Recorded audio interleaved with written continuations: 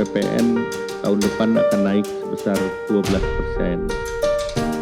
Dalam konferensi pers yang digelar Senin 16 Desember 2024, pemerintah pastikan kenaikan PPN 12% pada 1 Januari 2025. Namun, kenaikan PPN akan dikenakan untuk barang-barang mewah dan premium. Undang-undang tentang harmoni peraturan perpajakan ini sesuai dengan jadwal yang telah ditentukan. Tarif PPN tahun depan akan naik sebesar 12% per 1 Januari. Namun, barang-barang yang dibutuhkan oleh masyarakat, ini PPN-nya diberikan fasilitas atau 0%. Meskipun kita menerapkan PPN 12% secara selektif, karena banyak sekali barang jasa yang bahkan tidak bayar PPN, kami memberikan insentif perpajakan itu dalam magnitude yang sangat besar. Sementara barang-barang yang dikenakan pajak mencakup beras dan buah premium, daging premium seperti Wagyu dan Kobe yang nilainya mencapai jutaan rupiah, ikan premium seperti salmon dan tuna premium, aneka udang dan krustasea premium seperti king crab juga terkena kenaikan pajak. Selain bahan kebutuhan pokok premium, jasa pendidikan premium seperti pendidikan standar internasional dikenakan kenaikan pajak.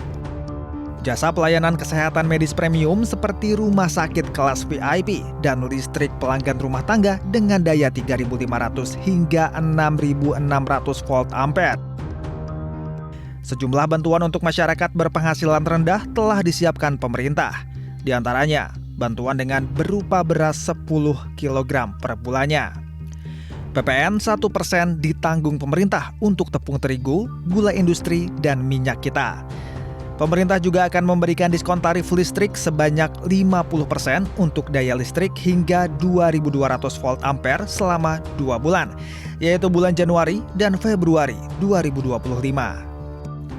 Sementara, untuk kelas menengah, pemerintah juga menyiapkan sejumlah insentif.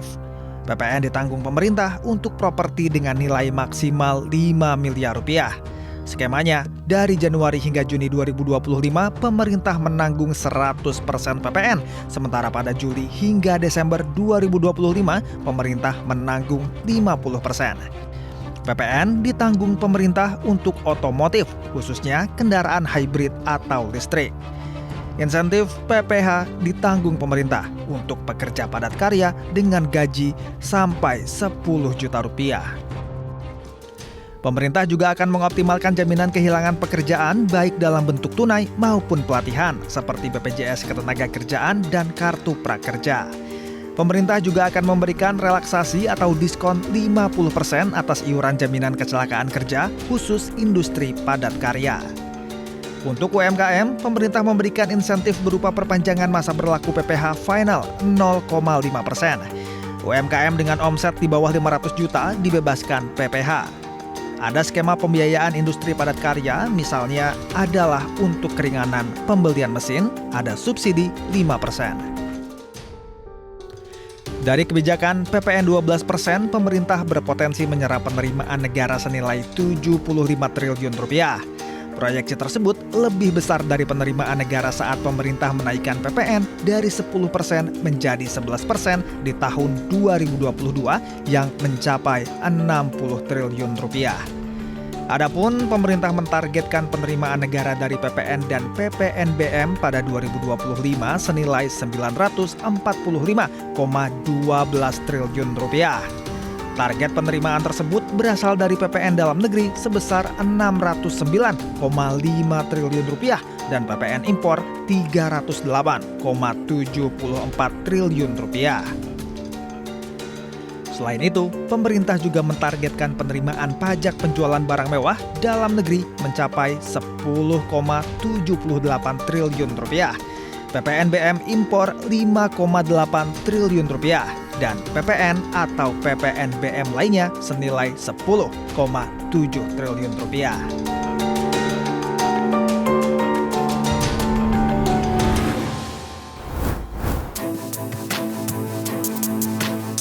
Kebijakan kenaikan pajak pertambahan nilai atau PPN 12% yang akan mulai berlaku pada 1 Januari 2025 menuai keresahan di masyarakat. Pasalnya jasa sistem pembayaran masuk ke dalam objek pengenaan PPN 12%. Sehingga muncul kekhawatiran transaksi pembayaran melalui Quick Response Code Indonesia Standard atau KRIS hingga e-money juga akan terdampak. Menjawab keresahan di masyarakat, Menteri Koordinator Bidang Perekonomian Airlangga Hartarto menegaskan, transaksi KRIS tidak akan dikenakan PPN 12%. Kemudian yang kedua, payment system. Sekali lagi payment system. Hari ini rame QRIS. Itu juga tidak dikenakan PPN. Jadi KRIS tidak ada PPN. Sama seperti debit card transaksi yang lain. Biaya atas jasa transaksi pengisian uang elektronik atau dompet digital yang akan dikenai PPN 12%.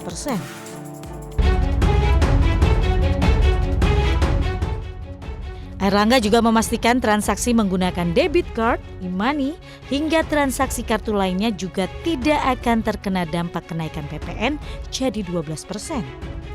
Sementara itu, Direktorat Jenderal Pajak memastikan biaya atas jasa transaksi pengisian uang elektronik atau dompet digital yang akan dikenai PPN 12%.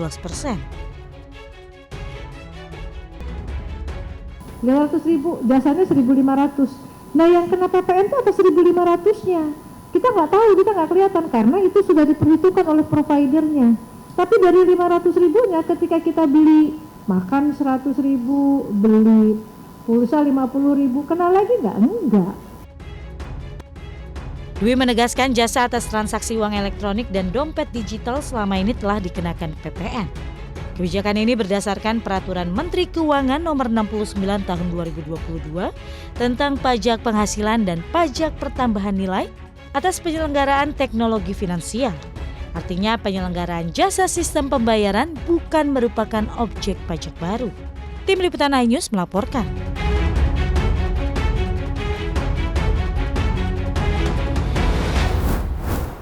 Terima kasih pemirsa, Anda kembali bersama kami dan kita sudah sampai di segmen terakhir berbincang bersama dengan Kepala Badan Kebijakan Fiskal Febrio Nathan Kacaribu.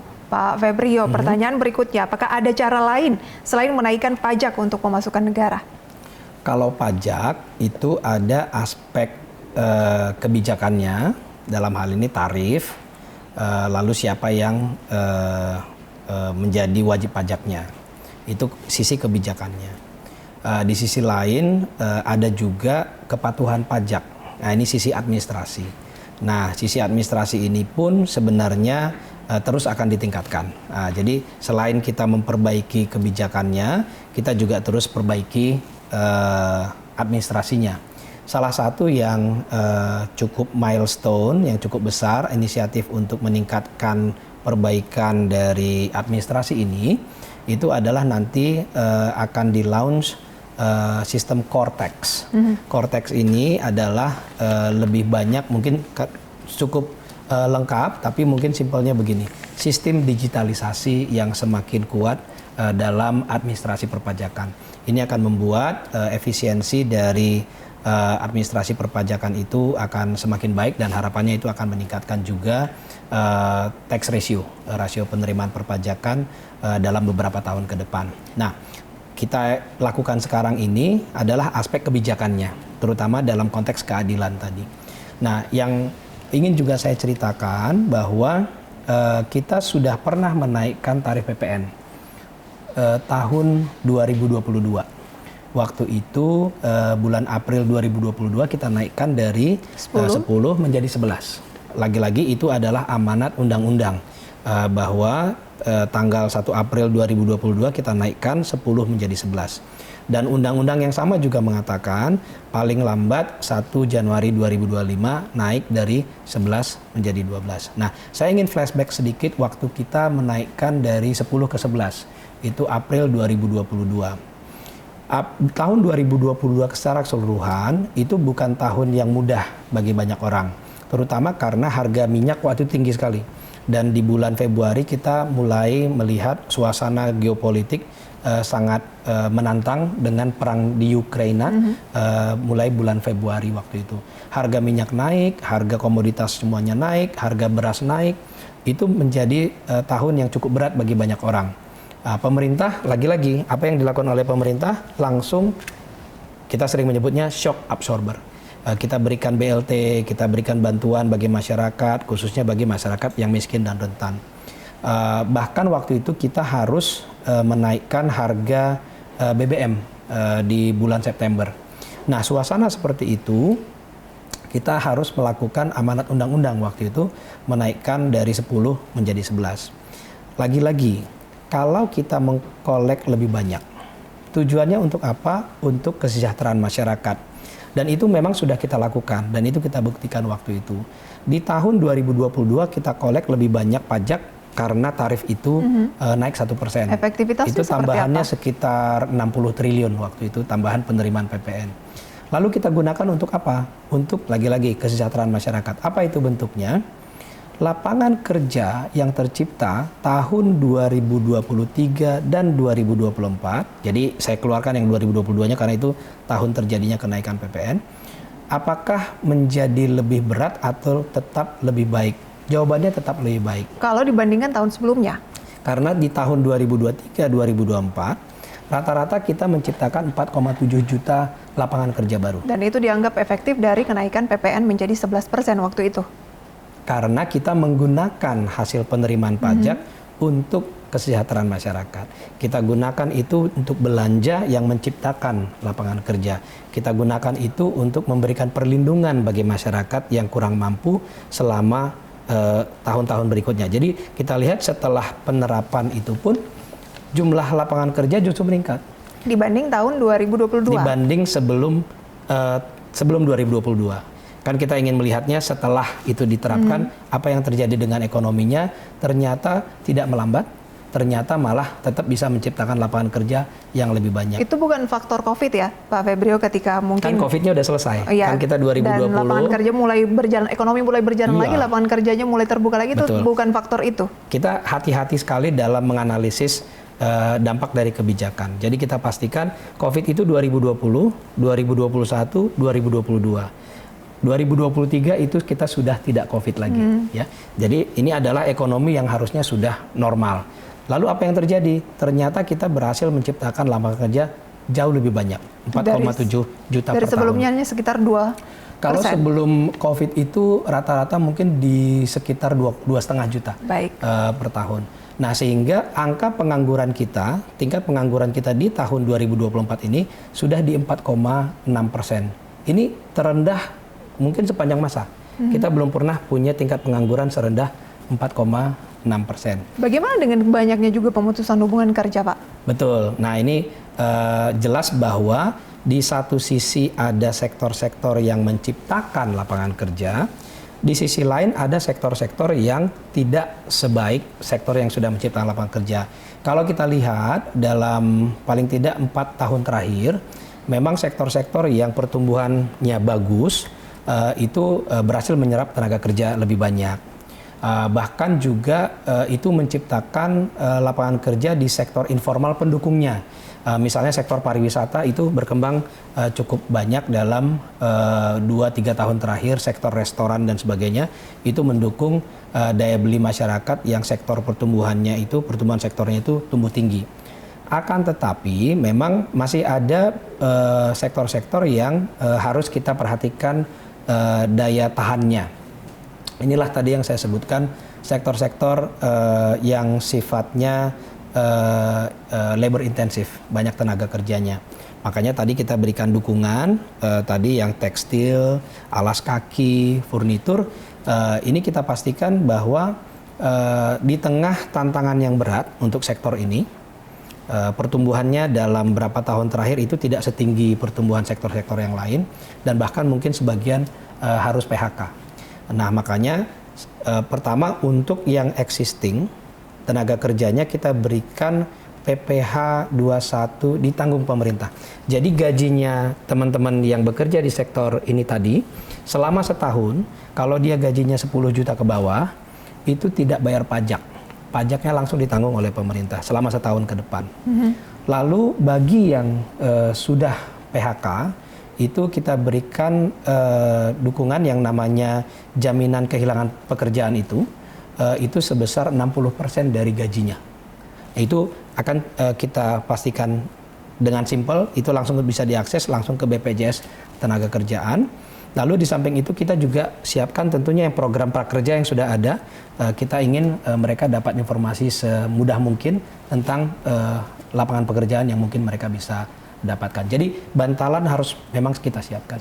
Pak Febrio, ramai juga diperbincangkan ketika kebijakan PPN ini mulai digaungkan begitu ya, terkait dengan keadilan tadi. Banyak yang menilai kelas menengah ini selalu di tengah-tengah kena gempuran gitu. Yang tidak mampu dilindungi negara, yang kelas menengah jadi sasaran, yang di atas mungkin ada pengampunan atau sejenisnya. Gimana Anda menanggapi hal-hal seperti ini? Data yang akan kita tunjukkan. Jadi nanti mungkin boleh ditunjukkan ya. Dari yang disebut kelas menengah itu di Indonesia, itu menurut pengali dari garis kemiskinan, itu adanya di desil 9-10. Jadi yang kita sebut dengan kelas menengah itu selama ini dengan standar dari BPS, itu berada di desil 9 dan 10. Nah kalau kita lihat, nanti tolong ditunjukkan data pembagian dari manfaat APBN untuk masing-masing kelompok masyarakat.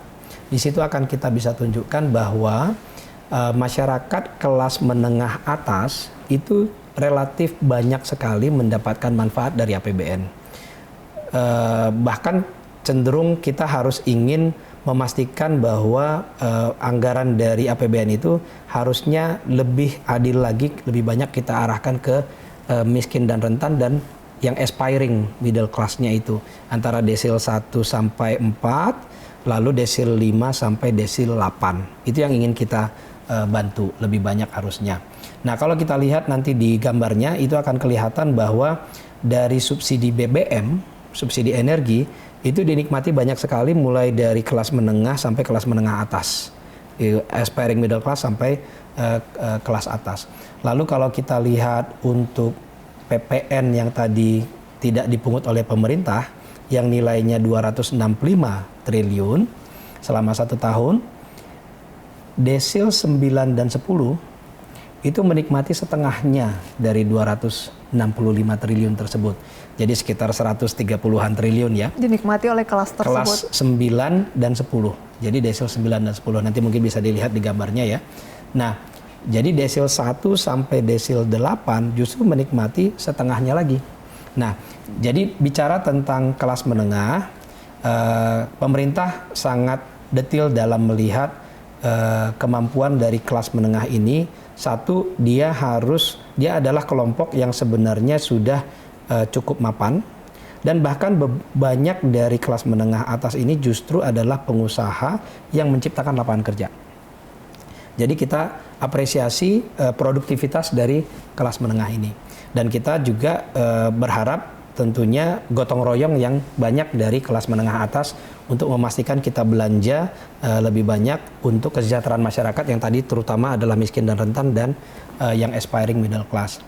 Ada kalanya memang nanti kita melihat khususnya dari masa COVID sampai sekarang, paling nggak sampai 2023, fokus dari pemerintah itu banyak sekali memang ke kelas bawah sampai aspiring middle class. Itu tentunya dengan alasan yang sangat baik bahwa kita ingin menjaga daya beli masyarakat yang 80%. Tetapi kemudian karena ini sudah berhasil kita lakukan dengan baik, pertumbuhan ekonomi kita sekarang masih tetap di 5%. Di tengah kondisi ekonomi global yang luar biasa tidak terprediksi dengan mudah gitu ya. Dengan tantangan yang sangat berat, banyak pertumbuhan ekonomi negara-negara nggak sampai 5%. Bahkan Tiongkok itu sudah di bawah 5%. Bahkan India pun ini kita khawatir jangan-jangan dia juga akan melambat. Dia sudah melambat dalam 1 kuartal terakhir. Jadi ketika kita berhasil menciptakan lapangan kerja dengan pertumbuhan ekonomi yang stabil ini, lapangan kerjanya tumbuh 4,7 juta orang per tahun, ini kita harapkan menciptakan daya beli yang kuat bagi seluruh rakyat Indonesia. Ketika ini terjaga dengan baik, tentu pada gilirannya kelas menengah atas ini juga akan semakin bisa berperan dalam menciptakan lapangan kerja, menciptakan aktivitas, dan juga berkontribusi lebih banyak dalam pembayaran pajaknya. Ini sudah mulai kelihatan tandanya, di mana kalau kita lihat di tahun 2024 saja, itu penciptaan lapangan kerja formalnya itu sudah mulai lebih baik dibandingkan tahun 2023. Nah, ini yang kita harapkan menjadi tanda-tanda bahwa daya beli masyarakat terus kita jaga, pertumbuhan ekonominya tetap bisa stabil, lapangan kerja bisa tetap tercipta, masyarakat miskin bisa terus berkurang, ekonominya bisa berjalan untuk seluruh rakyat Indonesia. Baik, tapi Pak Febrio tidak melihat bahwa mungkin yang terstimulus saat ini adalah kelas bawah saja, mengingat ada data juga ya yang sempat mengatakan bahwa di Indonesia kelas menengah itu banyak yang turun ke kelas hampir menengah. Artinya ada penurunan level meskipun tidak sampai ke kelas bawah begitu. Anda tidak melihat nanti ini kan akan memberikan multiplier effect juga ke harga barang dan jasa ya, yang membuat orang mungkin mengurangi minat untuk berbelanja. Akan membaik. Jadi tadi saya ceritakan bahwa masa COVID ini adalah masa-masa di mana pemerintah fokus sekali dengan miskin dan rentan dan desil-desil yang sampai desil 6 sampai 7. Bahkan setiap tahun kalau untuk yang kelas menengah dan agak-agak di tengah-tengah ini, setiap tahun kita berikan bantuan untuk beli rumah 200.000 unit setiap tahun. Itu kita berikan subsidi bunganya, kalau normalnya harusnya 12%, mereka dapatnya cuma bayar 5%. Kelas menengah ini juga yang mendapatkan PPN tidak bayar banyak tadi. Kalau menengah ke atas tadi jelas setengahnya. Masyarakat kelas menengah ini juga yang punya kendaraan bermotor, yang menikmati subsidi BBM yang besarnya setahun itu bisa sampai 400 triliun rupiah. Masyarakat yang menengah ini yang mayoritas, kelas miskin dan rentan nggak punya kendaraan bermotor sama sekali. Tapi masyarakat ini yang menikmati banyak sekali manfaat dari APBN. Jadi lagi-lagi pajak kita kumpulkan, kita gunakan untuk kesejahteraan masyarakat, dan kita lihat secara detail untuk seluruh rakyat Indonesia. Baik, berarti ini sudah dianalisis, dampak sosial ekonomi sudah dilakukan secara komprehensif, mungkin detailnya inilah yang lagi dikaji kurang lebih ya kurang dari 1 bulan ini. Jadi kalau ditanya mungkin nggak ditunda atau dibatalkan, ini kayaknya sudah tidak mungkin ya Pak? Sudah diumumkan. Sudah diumumkan. Ada pesan-pesan mungkin untuk masyarakat Indonesia? Kami terima kasih sekali untuk selalu pesan-pesan dan juga masukan-masukan dari masyarakat yang juga tentunya menjadi evaluasi, menjadi masukan bagi pemerintah dalam kita mengikuti membangun bangsa dan negara ini bersama-sama. Tentunya kita melihat bahwa gotong royong yang kita harapkan terus terjadi ini semakin kuat, dan Indonesia tentunya ketika kita mengatakan pertumbuhan ekonomi relatif kuat dan stabil dan menciptakan kesejahteraan bagi masyarakat, yang kita harapkan itu adalah kesejahteraan bagi seluruh rakyat Indonesia. Sehingga memang pemerintah harus terus kerja keras untuk melihat kelompok masyarakat demi kelompok masyarakat, kita perhatikan kebutuhan-kebutuhannya dengan ruang fiskal yang ada, dan kita harapkan semakin besar, kita juga bisa melakukan lebih baik lagi. Baik, terima kasih Pak Febrio atas penjelasannya, sharingnya kali ini. Semoga ini bisa menambah khasanah kita semua, masyarakat dimanapun berada, menjadi inspirasi. Sehat selalu. Sehat untuk selalu, Mbak Pak Prisa. Febrio, sampai ketemu kembali ya. Terima kasih. Dan demikian perbincangan kali ini pemirsa, semoga bisa menjadi referensi untuk Anda. Saya Prisa Sopodatu pamit undur diri, terima kasih. Sampai jumpa. Terima kasih banyak Pak. Thank you ya.